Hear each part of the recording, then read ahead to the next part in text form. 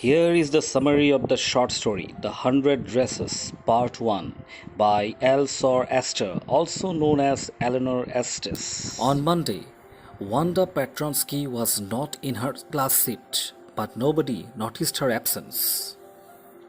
She usually sat in the corner of room 13, which housed the rough boys. These boys did not score high marks, were the loudest, and sat in the dirtiest section of the room. Wanda was a quiet girl without any friends.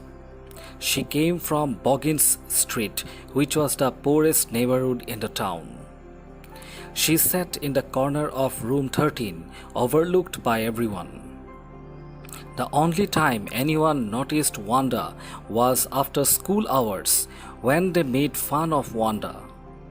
On Wednesday, Peggy and Maddie noticed that Wanda was not in class. The reason they noticed Wanda's absence was because she made them late to class. Peggy was the most popular girl in school, and Maddie was her closest friend. Usually, they waited for Wanda so they could make fun of her. No one in room 13 had a name like Wanda. Wanda came to school alone and wore a faded blue dress. Though her dress was clean, it was wrinkled and loose. Peggy, outwardly polite, would ask Wanda how many dresses she had in her closet. Wanda would reply she had 100 dresses, all made up of silk and velvet. They would let her go and laugh behind her back. They didn't believe that Wanda, who wore a faded blue dress, had 100 dresses. They would also ask her how many shoes she had. Wanda would reply she had 60 pairs of shoes. The girls again did not believe her, so they would ask Wanda if they were all of the same color. Wanda would reply that they were all of different colors. Peggy was not a cruel girl. She did not believe that Wanda had 100 dresses and therefore felt justified in making fun of Wanda. Maddie, however, did not feel good about teasing Wanda. Sometimes, when Peggy politely mocked Wanda, Maddie would stay silent and quiet.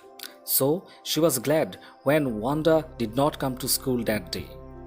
While Maddie worked on an arithmetic problem, she thought about writing a note to Peggy asking her to stop this game. But Maddie was afraid. She imagined how she would feel if Peggy told everyone that she was wearing Peggy's old dress. So she tore the note and hoped Peggy would stop making fun of Wanda.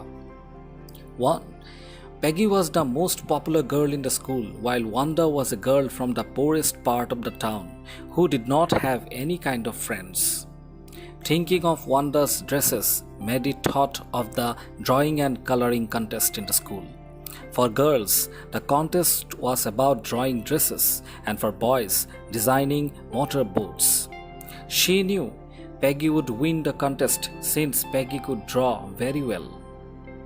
The next day, it was raining, so Peggy and Maddie ran straight to school without waiting for Wanda.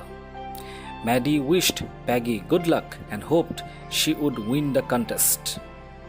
When they entered the classroom, they were dazzled by the drawings that had been put up all over the classroom.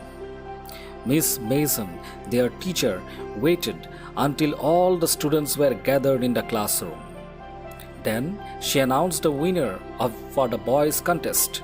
She then informed the class that while most of the girls submitted 1 or 2 drawings, one girl from the class had drawn pictures of 100 dresses. She then happily announced that Wanda Petronsky was the winner of the girls' contest. Though Wanda was not present that day to collect the medal, Miss Mason hoped that she would be in class tomorrow to collect the award. For now, Miss Mason asked her students to take a walk around the class and admire Wanda's beautiful drawings. Maddie, looking around, recognized some of the drawings and whispered excitedly to Peggy, Maddie realized that all the drawings were made by Wanda.